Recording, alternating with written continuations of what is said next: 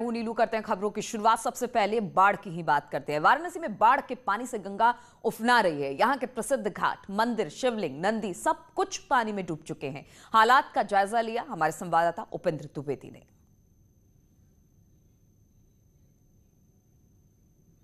तो तस्वीरें हम आपको दिखाएंगे कि किस तरह से वाराणसी में गंगा अपने पूरे उफान पर है। गंगा के तट पर बसे मंदिर भी अब गंगा की गोद में समा गए हैं। तस्वीरें हम आपको दिखा रहे हैं कि किस तरह से घाट पर पानी पूरी ऊपर तक आ चुका है। गंगा पूरी ऊपर तक आ गई है। कई मंदिरों को अपने आगोश में ले लिया है और वहां पर मौजूद जो तमाम मूर्तियां हैं, शिवलिंग हैं, उन सबको अपने आगोश में गंगा ने ले लिया है।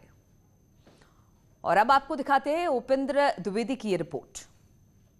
वाराणसी में गंगा का जलस्तर लगातार बढ़ता जा रहा है और गंगा का आवेग इतना तेज है कि मानो सब कुछ अपने आप में समेट ले जाने को आतुर है। क्या इंसान और क्या भगवान, अब गंगा सब तक पहुंच गई हैं। और ये हम इस वक्त मणिकर्णिका घाट और सिंधिया घाट के मध्य में स्थित दत्तात्रेय मंदिर पर हैं, जो बहुत ऐतिहासिक मंदिर है। यहाँ पर जगह जगह शिवलिंग्स हैं जिनकी लोग पूजा अर्चना करते हैं और शिवरात्रि और सावन में यहाँ पर बेहद भीड़ होती है। लेकिन अब खुद कहा जाता है और मान्यता भी है कि माँ गंगा शिव की जटाओं से निकली हैं। तो आज जब गंगा का वेग, आवेग और जलस्तर दोनों बढ़ रहा है, तो अब वो फिर एक तरीके से शिव की जटाओं में समा गई हैं। और अब जो शिवलिंग हैं वो पूरी तरीके से गंगा में समा गए हैं। हालांकि ये कवरेज हमारे लिहाज से थोड़ी खतरनाक भी है और थोड़ी सी खतरे से भी भरपूर है, लेकिन फिर भी आपको गंगा और गंगा के जलस्तर से पैदा होने वाले हालात का सीधे रियलिटी चेक या ग्राउंड जीरो पर तस्वीर दिखाने के लिए हम यहाँ पर पहुँचे हैं। तो ग्राउंड जीरो से न्यूज़ 18 के दर्शकों के लिए ये एक्सक्लूसिव तस्वीर हम दिखा रहे हैं। ये है पूरा गर्भगृह, जहाँ देखिए कि अब सिर्फ और सिर्फ चरण रखे हैं जिनकी आराधना होती है। ये काफ़ी ऊंचाई पे हैं चरण। ये दत्तात्रेय भगवान का बहुत विशाल जो है प्रतिमा है वो है। तो अब उनके भी चरण तक गंगा पहुंच गई है और शिवलिंग पूरी तरीके से अब जो है पानी में समा गए हैं। कुछ खतरे हैं, इसलिए हम आपको तस्वीर बहुत बचकर दिखा रहे हैं, क्योंकि ये हम लोग बीच गंगा में खड़े हुए हैं और कोशिश किसी तरीके। ये हम आपको एक तस्वीर अगर दिखा सकते हैं कैमरा पर्सन, तो अब जो नंदी हैं ये काफ़ी ऊंचे नंदी हैं, इनकी ऊंचाई काफ़ी है, लेकिन अब उनके भी आप देखिए शिखर तक गंगा पहुंच गई है। या यूँ कहें कि अब शिखर तक चरणों को पखार के अब शिखर तक गंगा पहुंच गई हैं। ये पूरे मंदिर जो है डूबा हुआ है और यहाँ पर जगह जगह शिवलिंग्स हैं बड़े बड़े, वो लगभग अब सारे डूब गए हैं। और यहाँ पर अब जो गंगा का वेग है और आवेग दोनों बढ़ा हुआ है। और इसी के साथ साथ एक मंदिर हम आपको दिखा सकते हैं रत्नेश्वर महादेव का। तो वो पूरा मंदिर डूब गया है और पूरे मंदिर का जो अब शिखर है वही केवल बचा है। और जो नाविकों ने गंगा के आवेग से अपनी कश्तियों को बचाने के लिए अब शिखर से जो है अपनी नाव जो है बांध दी है। दुकानदार अब नाव पर अपनी दुकान चला रहे हैं। तो ये आप यहाँ से तस्वीर देखिए, नाव पर उन्होंने दुकान लगा ली है, अपनी दुकान, अपनी रोटी बचाने के लिए अब उनको नाव का सहारा लेना पड़ा है। और यहाँ पर कुछ इस तरीके से जो है वेग लगातार बढ़ता जा रहा है। किस तरीके से आप देखिए कि शिवलिंग्स के ऊपर से गंगा निकल रही हैं, कैसे गंगा शिव को चरण पखारने के बाद अब शिव की जटाओं में है। तो ये देखिए भंवर पड़ रही है और ये शिवलिंग्स है और बिल्कुल खतरा है। हम भी इसको प्रणाम करते हैं, क्योंकि बहुत मान्यता है इस पूरे मंदिर की, मगर फिलहाल जो है सारी शिवलिंग्स डूबी हैं। और ये देखिए भंवर की भी हम आपको तस्वीर दिखाते हैं कि ये देखिए यहाँ पर भंवर पड़ रही है। मैं करना पसंद करूँगा कि ये देखिए यहाँ पर भंवर पड़ रही है। ये बेहद खतरनाक होती है, क्योंकि भंवर अपने आप में आपको अंदाज़ा नहीं होता गंगा में गहराई का, और भंवर खींचती है। तो ये कैमरे को पैन थोड़ा सा करके दिखाएं कि किस तरीके से ये भंवर पड़ रही है। तो ये जो फिलहाल हालात हैं वो हैं वाराणसी में गंगा के बढ़ते हुए जलस्तर के। और जगह जगह कुछ इसी तरीके से जो है अब जो घाट के मंदिर हैं वो अब गंगा में सम आने लगे हैं। कैमरा पर्सन पंकज सिन्हा के साथ उपेंद्र द्विवेदी, न्यूज़ 18 वाराणसी। और पहाड़ों पर जोरदार बारिश का असर मैदानी इलाकों पर भी दिखाई दे रहा है। मुरादाबाद में भारी बारिश से नदियां उफान पर है, वहीं कई गांव जलमग्न हो चुके हैं, जिससे ग्रामीणों को काफी परेशानी हो रही है। नावों के जरिए अपने खेतों तक ये पहुंच रहे हैं। वहीं पर सड़कें भी लबालब पानी से भरी हुई हैं, लोग परेशान हैं। रेलवे स्टेशन के अंडरपास में भी पानी रिसने का खतरा बढ़ गया है। मौसम विभाग के मुताबिक बिजनौर के कालागढ़ डैम से रामगंगा में पानी छोड़ा गया है, जिससे निचले इलाकों में पानी भर चुका है।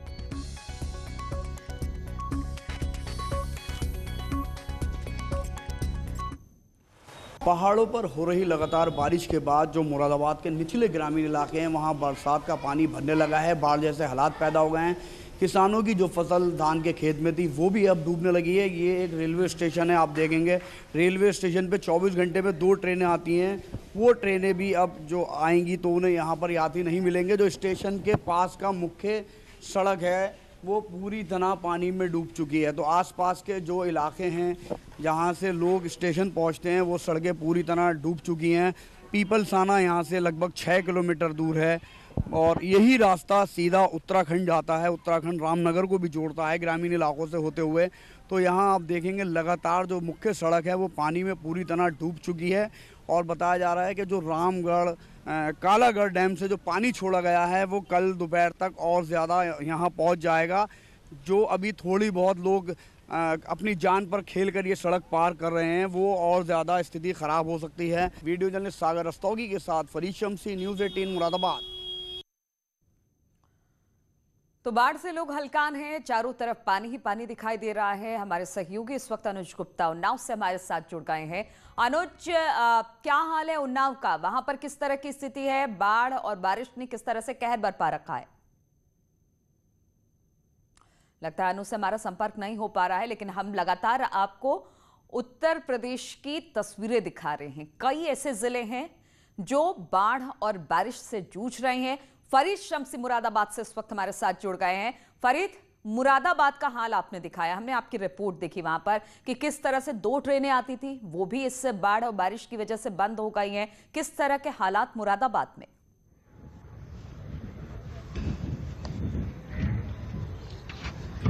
जी हाँ नीलू, पहाड़ों पर हो रही लगातार बारिश के बाद मुरादाबाद की रामगंगा नदी, ढेला नदी, कोसी नदी पर बाढ़ का पानी आ गया है। और बाढ़ के पानी का असर अब आपको मैं दिखाना चाहूँगा। मैं अभी एक नाव में सवार हूँ रामगंगा नदी में, तो आप मेरे पीछे देखेंगे, मैं दिखाने चाहूँगा कि काफ़ी ज़्यादा यहाँ पानी है और बाढ़ आ चुकी है। और आप देखेंगे घर जो है वो पानी छूता हुआ चल रहा है रामगंगा नदी पे।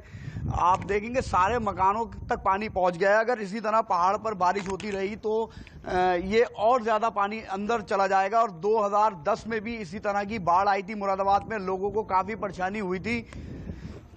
और अभी भी पानी लगातार आ रहा है, ग्रामीण इलाकों में पानी भर गया है। एक बात और है, यहाँ पर जो कालागढ़ डैम है उससे पानी छोड़ने की बात हो रही है और कहा जा रहा है कि अगर इससे पानी छोड़ा गया तो स्थितियां और बदतर हो जाएंगी।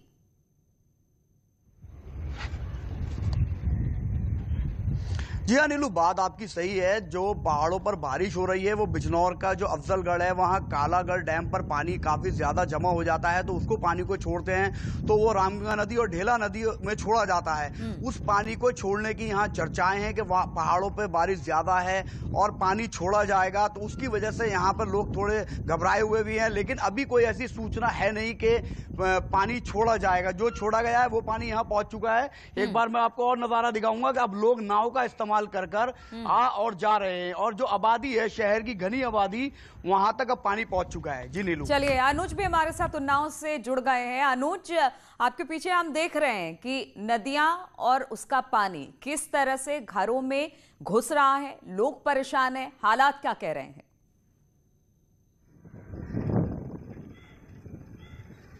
जी बिल्कुल नीलू, आपको बता दें कि उन्नाव की 4 तहसीलों में इस समय बाढ़ का खतरा मंडरा रहा है, जिनकी आबादी लगभग 3 लाख से ज़्यादा की है और 100 से ज़्यादा गांव हैं जो गंगा के किनारे बसते हैं। इस समय आप तस्वीरों में देख सकते हैं, मुझे शुक्लागंज के गोताखोर मोहल्ले में, जहां पे कई मकानों को गंगा के उफान ने अपनी जद में ले रखा है और लगातार गंगा का जलस्तर बढ़ने से जो क्षेत्रीय लोग हैं उनके चेहरों पर शिकन है और गंगा का पानी बढ़ने की वजह से लोग नाव के सहारे आने जाने को मजबूर हैं। ये जैसे जैसे जलस्तर बढ़ रहा है वैसे ही लोगों की चिंताएं भी बढ़ रही हैं। आपको बता दें कि पिछले 36 घंटे में गंगा का जलस्तर जो है 1.25 मीटर तक लगभग पहुंच चुका है, जिसके बाद वो चेतावनी बिंदु को पार कर चुका है। कहीं ना कहीं जो गंगा का जलस्तर बढ़ता हुआ है वो लोगों के लिए मुश्किलें लेके आ रहा है। हालांकि जिला प्रशासन का दावा है कि उन्होंने कोविड-19 को देखते हुए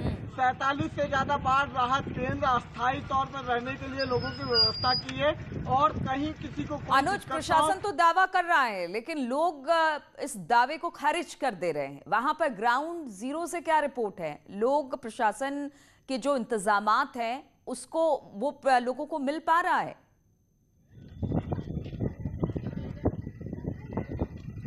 हमारे साथ यहाँ पे कुछ लोग मौजूद हैं, उनसे पूछ लेते हैं क्या आपको यहाँ पे प्रशासन को कुछ कर रहा है बाढ़ से बचाने के लिए? नहीं नहीं कर रहा भैया। देखिए लोगों का कहना है कि यहाँ पर बाढ़ से बचाने के लिए प्रशासन कुछ नहीं कर रहा है। हमारे साथ जो लोग मौजूद हैं वो कहीं ना कहीं मास्क नहीं पहने हुए हैं, जिसकी वजह से हम उनसे बात कर पाने में असमर्थ हैं। और कहीं जो तस्वीरें बयां कर रही हैं कि यहाँ पर कुछ नाव ही लगाई गई हैं जिससे लोग यहाँ से बिल्कुल लोग बाढ़ से जूझे कि कोरोना से संभले, क्या कुछ स्थिति है? प्रशासन दावे कर रहा है लेकिन सब फेल है। फरीद, एक सवाल आपसे और है, चूंकि आपने दिखाया तस्वीरें जो किनारे किनारे पूरे घर बने हुए हैं वहां तक पानी पहुंच गया है। ऐसे में क्या किसी तरह का कोई अलर्ट जारी किया गया है कि जो किनारे पर रह रहे हैं उनको कहा जा रहा है कि आप वहां से हट जाइए, खाली कर दीजिए उस एरिया को? प्रशासन ने इस तरह का कोई अलर्ट जारी किया है?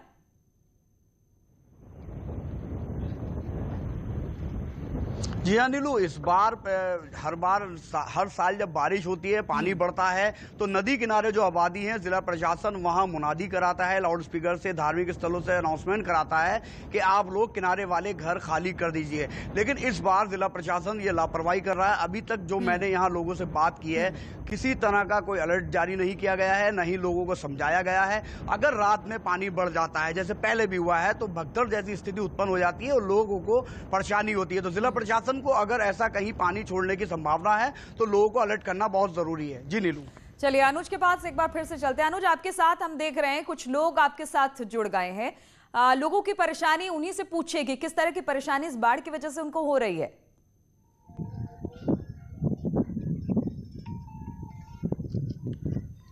किस तरह की परेशानी आप बाढ़ की वजह से आप लोगों को हो रही है? मतलब यहाँ पर अभी ऐसी कोई व्यवस्था नहीं लग रही है। कुछ नाव यहाँ पर प्रशासन ने छोड़ दी है जिससे लोग आना जाना कर रहे हैं।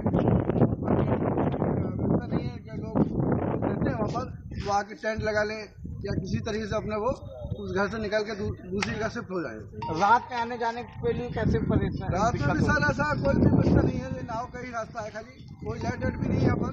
अंधेरे बहुत दिक्कत होती है लोगों को आने जाने में भी। बच्चे हैं छोटे छोटे सब नाव से आते जाते हैं। कुछ लोग हैं तो अपना सड़क पर ही मतलब दूसरों के घरों में शिफ्ट हो गए हैं। क्या कहेंगे प्रशासन को अपनी जिम्मेदारी निभानी चाहिए, रात में तैनाती करनी चाहिए? प्रशासन को तो अपना एक चलिए ठीक है अनुज, जो लोग वहां पर हैं वो कह रहे हैं कि और अमरोहा से खबर है, पुलिस के बदमाशों से लूट। पुलिस की गोली से एक बदमाश घायल बताया जा रहा है। गिरफ्तार बदमाश को कर लिया गया है लेकिन एक जो बदमाश है वो फरार हो गया है। मुठभेड़ में एक सिपाही भी घायल हो गया है। 11 अगस्त को झोलाछाप डॉक्टर का किया था अपहरण और उसी मामले में इन बदमाशों की तलाश थी। बदमाशों से हथियार भी बरामद किए गए हैं। फरार बदमाश की तलाश लगातार जारी है।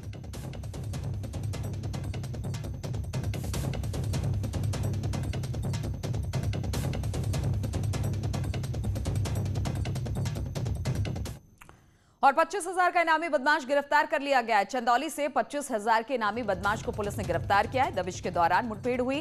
बदमाश समीर उर्फ सुल्तान को गोली लगी है। मुठभेड़ में इंस्पेक्टर बाल बचे हैं। 1 दर्जन मामलों में इस बदमाश की तलाश थी। तो 25,000 के इनामी बदमाश अब पुलिस की गिरफ्त में है। 25,000 का इनामी बदमाश था, पुलिस ने दबिश दिया। इस दौरान मुठभेड़ हुई है बदमाश के साथ। बदमाश समीर और सुल्तान को गोली लगी। मुठभेड़ में एक इंस्पेक्टर बाल बचे हैं। बताया जा रहा है कि इस बदमाश पर 1 दर्जन मामले थे।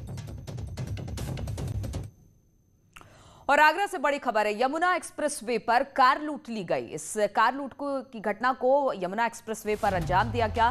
गाजियाबाद के कारोबारी से ये सफारी कार लूटी गई है। रास्ता पूछने के लिए रोका गया था इस गाड़ी को और फिर इंटरचेंज पर गाड़ी रोककर जो कार सवार था उसको उतार लिया गया और गाड़ी लेकर फरार हो गए बदमाश। हथियारबंद 2 बदमाशों ने ये सफारी कार लूटी है। कारोबारी और ड्राइवर को छोड़कर कार ले भागे बदमाश।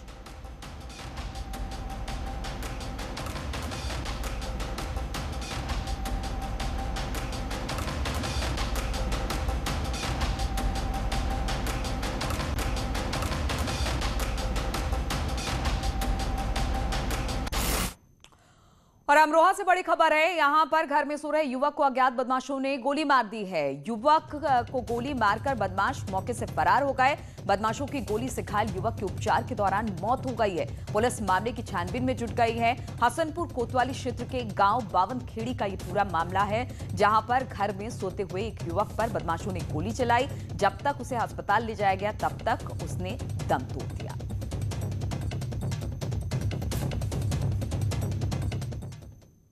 और विधानसभा के मानसून सत्र की कार्यवाही का आज तीसरा दिन है। आमतौर पर सदन की कार्यवाही शनिवार और रविवार को नहीं होती है, लेकिन विशेष परिस्थितियों में आज शनिवार को भी सदन की कार्यवाही होगी। सरकार को इस सत्र में 17 विधेयकों को पास कराना है। वहीं विपक्ष भी सरकार को घेरने के लिए तैयार है। कानून व्यवस्था समेत कई मुद्दों पर विपक्ष सरकार को घेरने की कोशिश कर सकता है।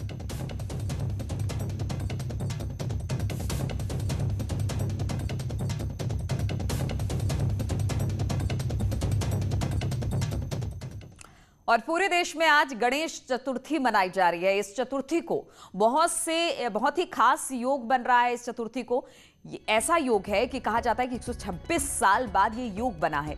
गणेश जी को सभी देवताओं में प्रथम पूजनीय माना जाता है। कोई भी शुभ कार्य करने से पहले गणेश जी की आरती की जाती है।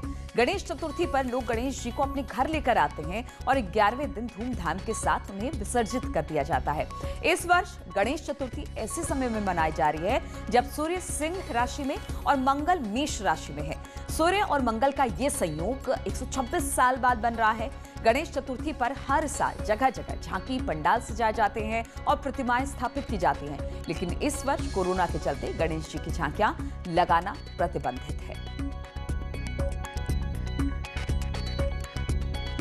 और प्रधानमंत्री मोदी ने आज देशवासियों को गणेश चतुर्थी की बधाई दी है। प्रधानमंत्री मोदी ने ट्वीट करते हुए लिखा है कि आप सभी को गणेश चतुर्थी की बहुत बहुत बधाई। गणपति बप्पा मोरया सभी पर भगवान गणेश का आशीर्वाद हमेशा बना रहे। ये त्योहार हर तरफ खुशहाली और समृद्धि लेकर लाए।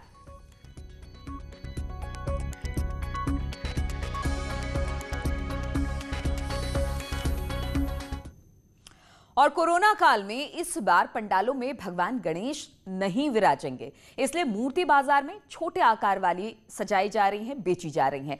बड़ी संख्या में लोग अपने घरों में भगवान गणेश की प्रतिमा स्थापित कर रहे हैं। मूर्ति बाजार में गणेश प्रतिमाएं खरीदने पहुंचे। शहर में उत्सव जैसा माहौल है और इस बार घर पर ही लोग अपनी आस्था को भगवान के चरणों में रखने वाले हैं। भगवान गणेश की पूजा घरों पर ही करने वाले हैं। सभी शुभ कार्य गणपति का नाम लेकर ही शुरू किया जाता है, तो इस वजह से घर घर गणेश जी का वंदन होगा। कोरोना की काली छाया, गणेश चतुर्थी और मुहर्रम को लेकर के डीजीपी मुख्यालय से सख्त निर्देश जारी कर दिए गए हैं। गणेश पूजा के पंडाल नहीं लगेंगे तो मुहर्रम में ताजिए के जुलूस नहीं निकलेंगे। वहीं डीजीपी की ओर से जारी निर्देश में साफ साफ कहा गया है कि सोशल मीडिया पर अफवाह और भड़काऊ पोस्ट डालने वालों पर भी होगी सख्त कार्रवाई। संवेदनशील इलाकों की सीसीटीवी और ड्रोन कैमरों से होगी निगरानी। कैमरामैन मनोज शाही के साथ ऋषभ मणि त्रिपाठी, न्यूज़ 18 लखनऊ। तो इन्हीं तमाम खबरों के साथ इस बुलेटिन में फिलहाल इतना है।